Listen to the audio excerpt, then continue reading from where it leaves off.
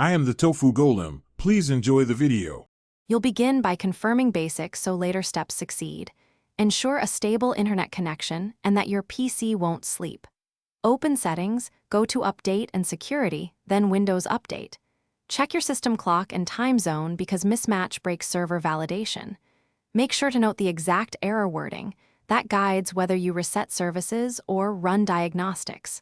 Once done, you're ready to stop the Windows Update service and prepare for cache clearing. Don't skip the next step. You'll now repair the update pipeline. Open an elevated command prompt and stop WUAServe, bits, and crypts. This prevents file locks. Then rename the software distribution and cacheroute 2 folders to force a fresh cache. Use simple suffixes like old so you can revert. Restart the services you stopped and run the built-in Windows Update troubleshooter from settings. This sequence clears corrupted cache and reinitializes components, which resolves the majority of cannot currently check errors by forcing a clean sync with Microsoft servers. Finish by checking for updates again and installing anything offered, then reboot to complete component repair.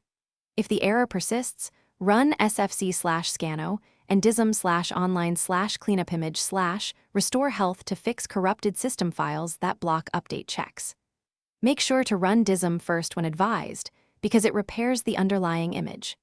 If you'll perform registry changes or driver removals next, create a system restore point now. That single precaution lets you revert quickly if a deeper fix causes new problems. Thanks for watching. Consider subscribing if we helped you today.